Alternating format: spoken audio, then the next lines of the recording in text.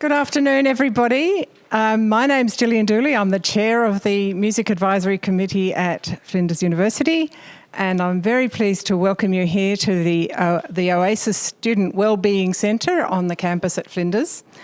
And I'd like to acknowledge that we're on Kaurna land, and we acknowledge their continuing connection with the land and their elders past and present.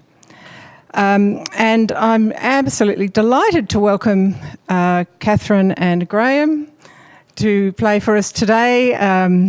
Catherine's a new friend, but I've known Graham for quite a while, and it's really lovely that they've agreed to come and do this concert and demonstration for us. Now, I was wondering, will you be willing to take questions from the audience?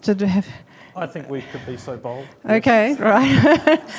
Because there might be questions, and if you'd prefer to keep them for afterwards, that's fine. But we'll really look forward to what you've got to share with us. Thank you. Thank you, Gillian. Thank you, Gillian. Thank you, Flinders University, and thank you, dear listener. It's a great pleasure to be here to spend the hour with you to talk about our cherished instrument, the Viola da Gamba. We have three of them here. My name is Graham Strahle, and I play two here on the carpet here, treble viol and bass viol. They're both six-string instruments, and you'll see that they're both played in a similar position, which is rather strange to begin with, perhaps. If you're used to violins and cellos, that is. To my right is my dear colleague, Catherine Finnis. And she plays a gorgeous instrument, and Catherine will tell you more about this lovely seven-string Viola da Gamba, made by David Rubio, I think. Yes, a very special maker in the UK. So we will get playing, of course, shortly, but there are a few things that we could say about the instrument before we begin. It's perhaps different from some of the other more obscure instruments that we might have heard of, the arpeggione, the trumpet marine, and the baritone, and other instruments that came and went without staying around terribly long. The same could have happened with the Viola da Gamba, except that it reinvented itself several times. And we'd like to share that story with you today, play some music through the centuries and show what actually happened to make it last as long as it did. And there's a marvellous book by Peter Holman called The Life After Death, and it's the history of the Viola da Gamba in England, and he shows that the history goes on almost uninterrupted into the 20th century. So this is a bit of a surprise for many people who think it's only been recently revived after having become essentially extinct at the end of the Baroque period. So there's a lot to learn about the Viola da Gamba, I think. But we'd just like to start at the beginning. Why not? That's a good place. So where did it come from? The Viola da Gamba, according to the latest research, and it's a really clear picture now how the instrument originated, came from Spain, from Valencia. The Valencian viol is the instrument depicted there on the screen. It's a medieval instrument, and it was played with a chordal technique in the medieval manner, using what looks like a highly ornamented version of the Viola da Gamba that we're familiar with, but it's actually got its origins in the vihuela, the Spanish guitar. So some very clever musician tried bowing it, and that's where the Valencian viol comes from. But the viol, as we know, the Viola da Gamba, began in Italy, and it was in the 1490s. And the very earliest pictures that we have are from Mantua, and there's a key person involved in the origin of the Viola da Gamba. That was Isabella d'Este. Now, she was a Marchesa in Mantua. She was a fabulously wealthy and enthusiastic patron of the arts. She had a circle of painters and writers, but also musicians in her court there in Mantua. And what we have here is perhaps one of the first pictures. It's 1497, a painting by, let me see, it's the, here we are, I don't have the captions there, I'm sorry. But it was one of the artists who was in the circle of Isabella d'Este in Mantua, and it shows two instruments there that are a little different from what we might know today. They're very narrow in dimensions, but look at the bow hold and the way the hand is over the strings there. It's very, very lifelike. These are child figures representing angels in a picture of the Madonna and Child. So what happened after that? Well, the key thing is the enormous riches that Isabella d'Este brought with her invention of the viol. She had a music chamber, a camerina musica, in her studio in Mantua. It has been restored. There are rooms for meditation, there are rooms for reading, and a room for music. We'll go into the right here in this picture and see this most fabulous little room. It's very long and narrow, with a fabulous warm acoustic. And around the side you can see a marquetry depicting musical instruments. On the far left there is a viol, and I think a guitar, early guitar, next to each other. On the right is a spinet and a lute and a harp behind as well. So there are these depictions. They're quite beautiful and lifelike all around the interior of this music room. Above, if you look above onto the ceiling, you see this most ornate cornice work and decorative ornamentation on the ceiling. And in particular, there's what looks like a kind of everything to know about music depiction of notation of that time. So you have the 5-line stave with a C clef on the far left there, and the various meters that were used during the medieval period. So there's a circle and a dot, that's perfect time and perfect prolation, a sort of 9/8 meter. And then at the bottom you've got what looks like a C clef, a cut common time, and that is 4 beats per bar. This is using the medieval notation that existed at the time.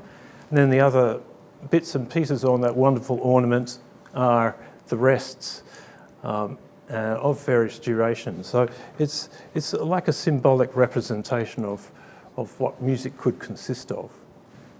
Now, we know that Isabella d'Este had this consort of viols, and she had a circle of composers. One of them was Johannes Ockeghem, and there's a manuscript copy with his works in it. We've got a piece by Ockeghem here to share with you as our first illustration of what we know is amongst the earliest music written for viol.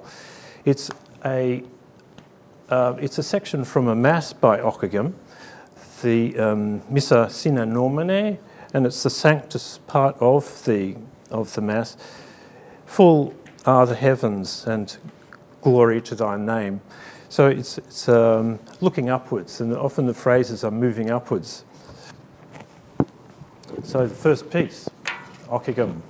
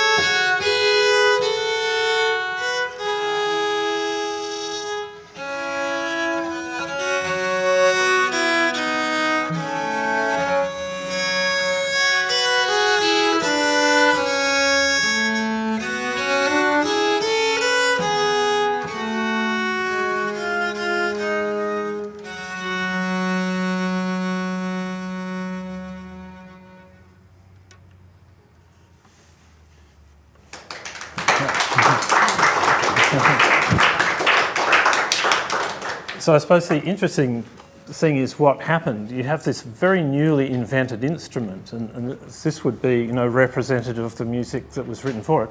What did people do with it? Well, consorts started appearing in Munich, in London, in Paris, really soon in the decades after this experience in Mantua. And it kind of caught on, the idea of consort playing all across Europe, and it happened quite fast.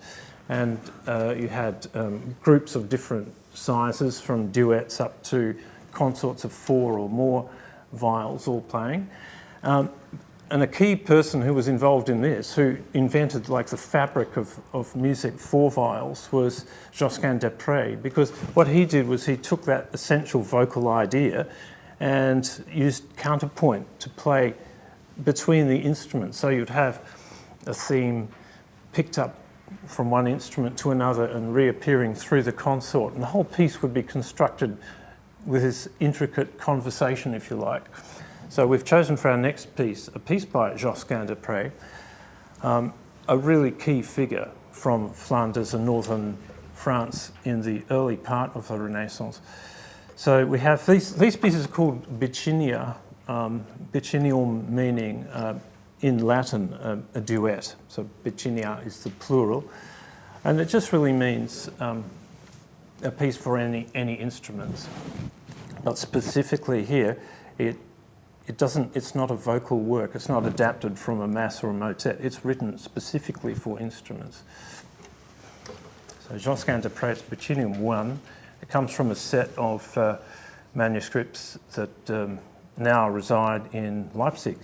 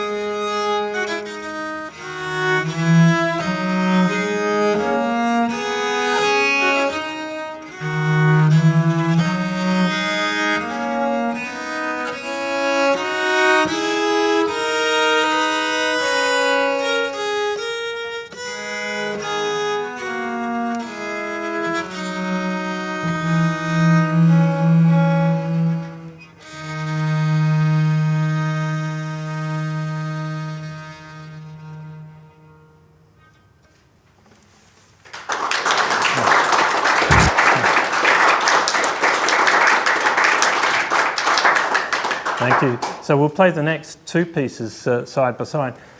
It may have been inevitable, I think it must have been inevitable that once this framework was set up, people would start composing in a much more instrumental fashion and leave behind the idea that it could be sung, but make it idiomatic for what the instrument can do. And it can leap around a bit.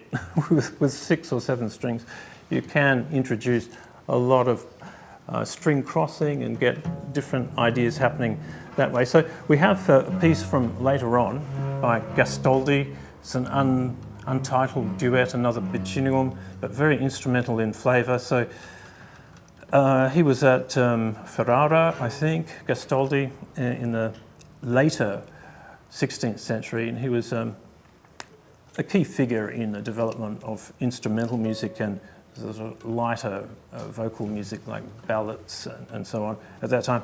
We'll go straight from there into a piece by the English composer Thomas Morley as well. And these are fascinating little pieces. It's got a title, and we've been very keen to find out what the title of this next piece is. And I think what we could do is show you a little piece of research that we've done.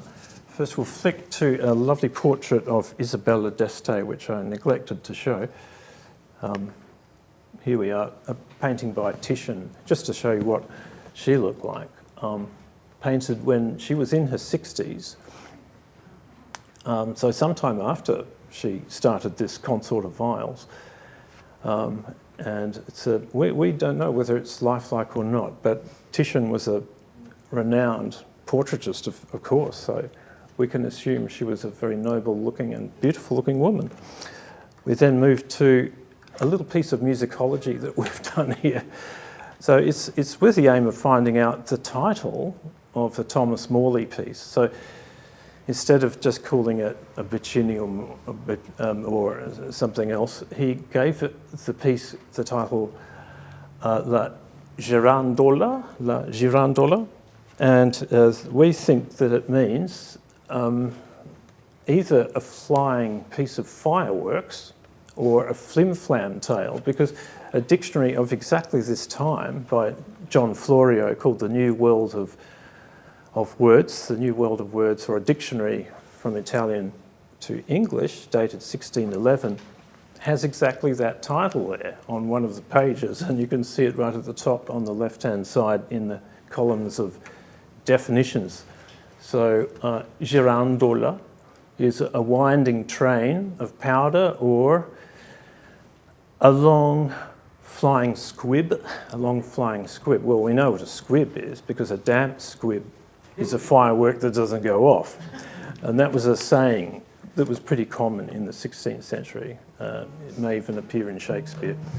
But that much we can be sure of. But what else does it say? Also, a long, tedious flim-flam tale. And idle discourse. Well, we think that's more like the truth of this piece because, I mean, it's a little showy toward the ends. It could be depicting fireworks dancing through the sky. But more likely, we think, don't we, Catherine, that it's like a conversation, and it's a conversation that keeps changing topic.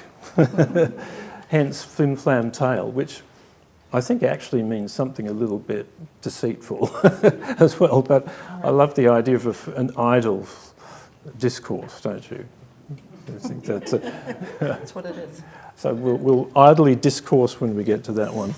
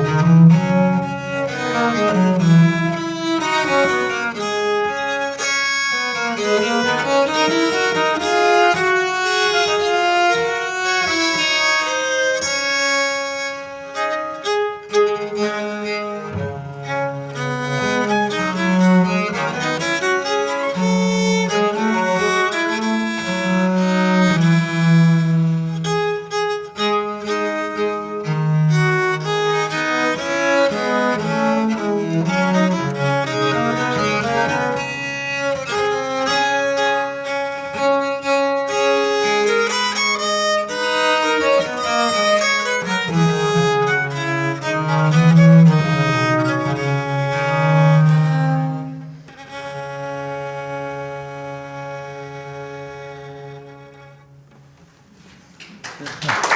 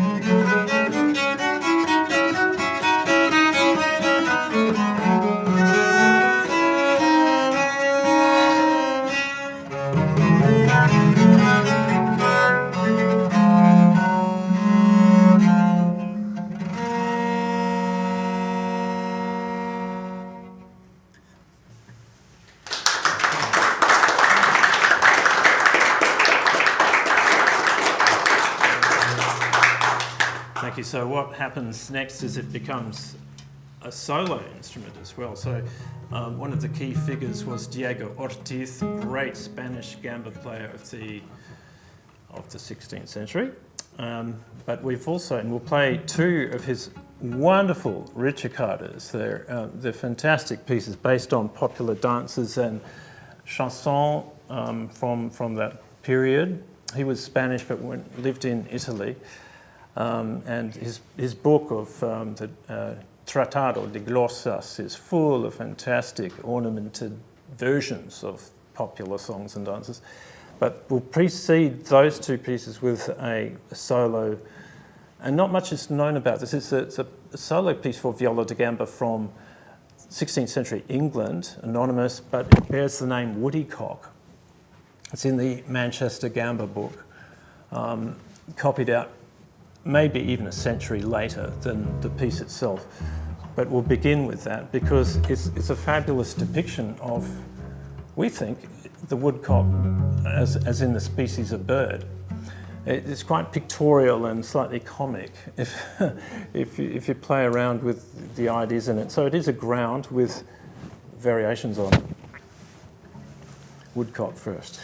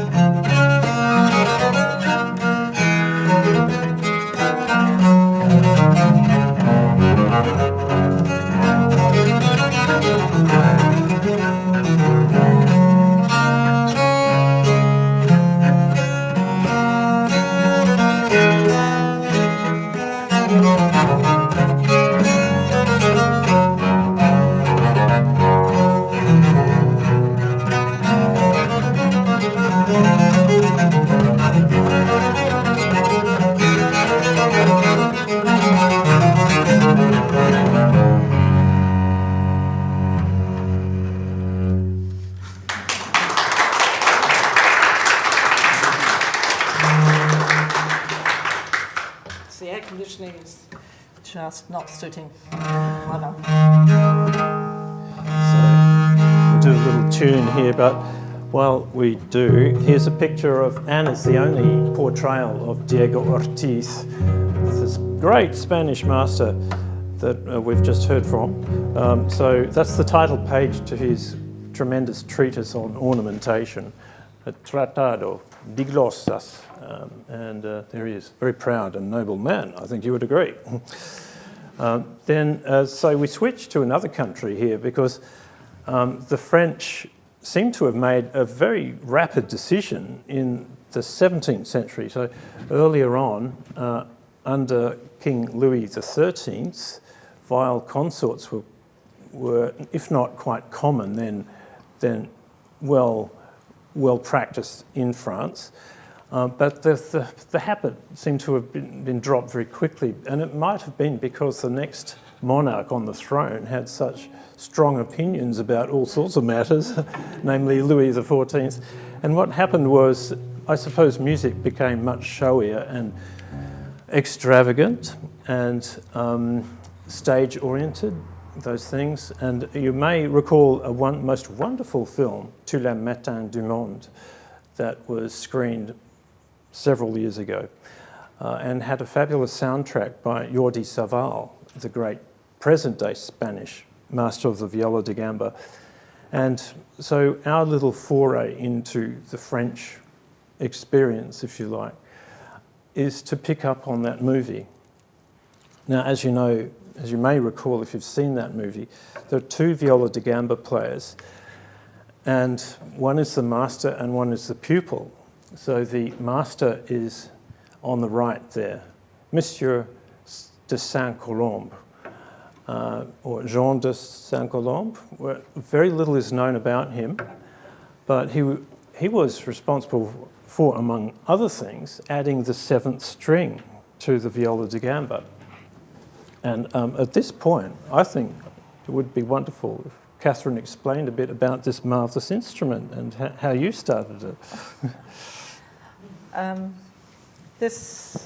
Starting from the beginning, I went to the older Conservatorium of Music when I was a child here, and I never knew what elder meant at that point, but it referred to Sir Thomas Elder, who was instrumental in starting the university, the music department, the art gallery, the St. Peter's Cathedral, the Presbyterian, all sorts. He was just incredible.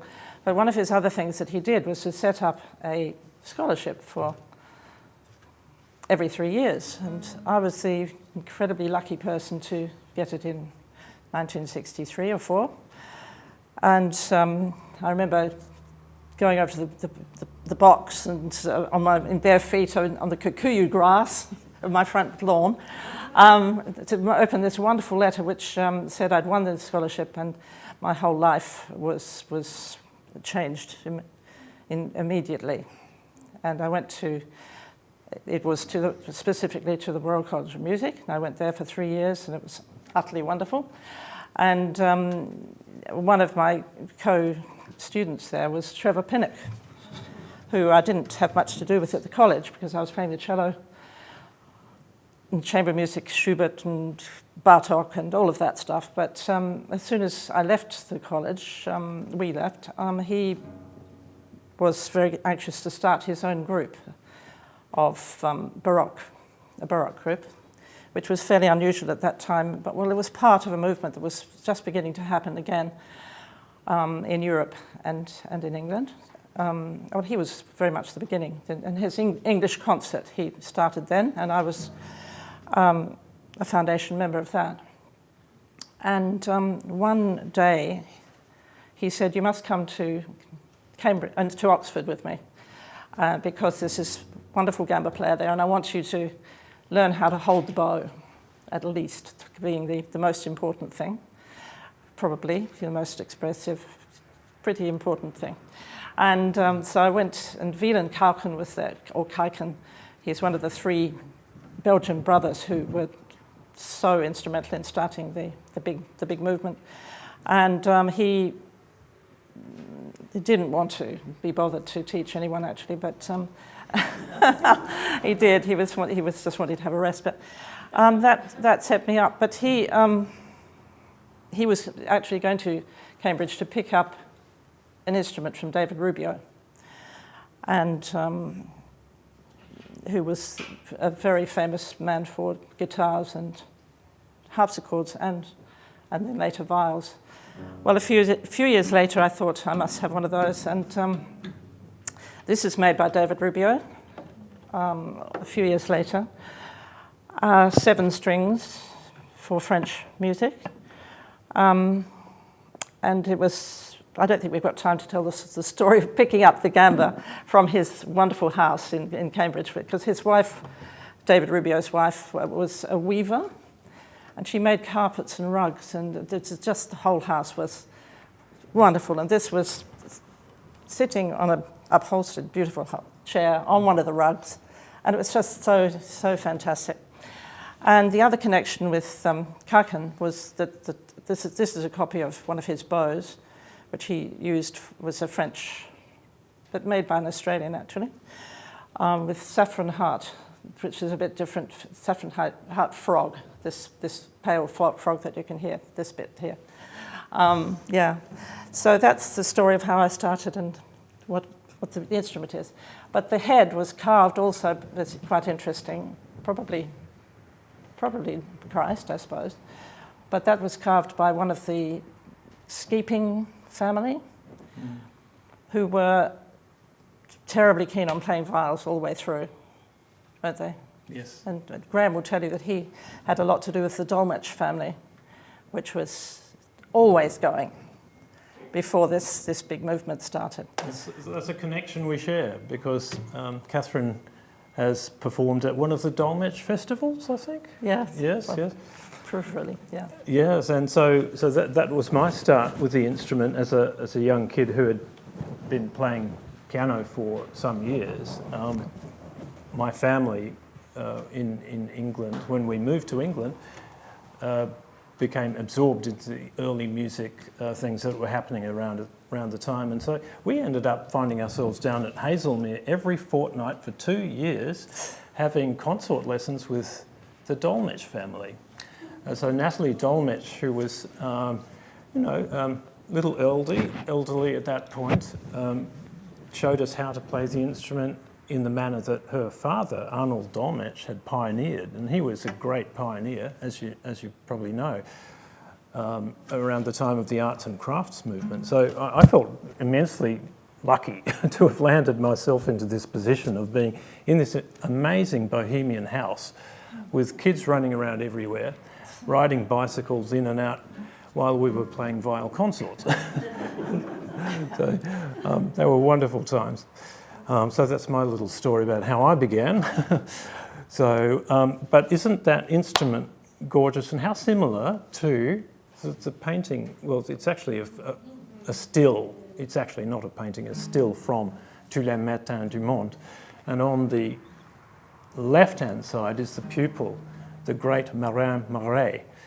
And he was, I think we'd all agree, the greatest figure in the Viola da Gamba's history. He was one of the most esteemed composers in the whole French Baroque period, and left behind a great legacy of the most beautiful music and the most highly ornamented music for Viola da Gamba. And do you have any other comments about Marais that you'd like to share, Catherine? No. Okay. So what we've done... Well, he's just wonderful. Yes. But Saint-Colombe, we would have liked to have played something by Marais, but this is his teacher after all. And, yes. Yeah. And it's a piece... Oh, I should say that this piece does include this bottom string for about 3 notes. It's entitled Pleure, and so if you remember the movie, Saint-Colombe loses his wife dies, and he goes for solitude into his own little, I suppose, composer's hut, and plays his viol and grieves the loss of his wonderful wife. And this piece accompanies the moment in the film. It's a piece composed by Saint-Colombe, Les Pleurs, the tears.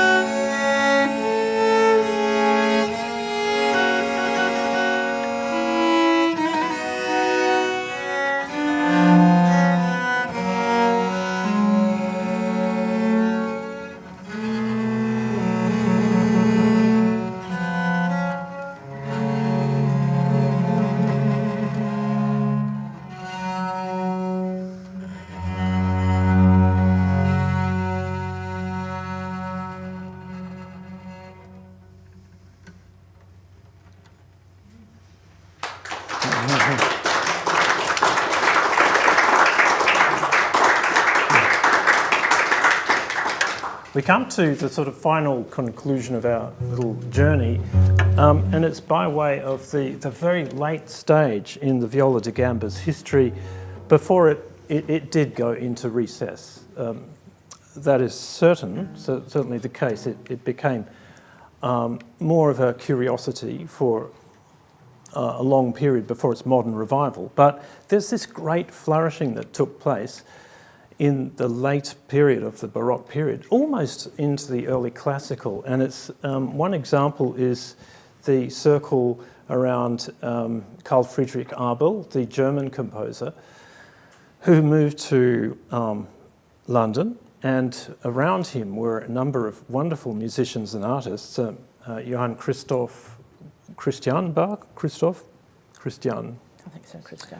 The youngest of the Bach brothers, Christian, yes, thank you. Christoph was the uncle. I always get them muddled up.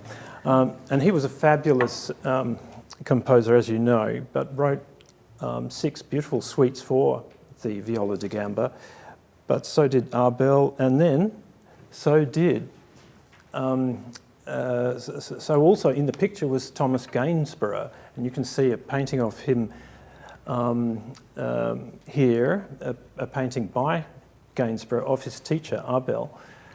And it's known that Abel actually sold one of his instruments to the painter. The painter got very keen on the Viola da Gamba, and in his, it takes a painter who knew the instrument to paint it so well. I think you would agree. It's the most exquisite portrait and instrument there.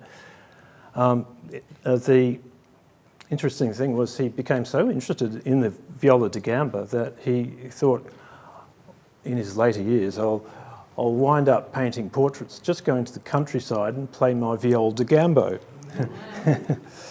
So we have one final work to illustrate this later period. It's not from England, it's from the later Baroque composer George Philippe Telemann, And he wrote some beautiful works for Viola da Gamba around the same period. It's 1720s and 30s.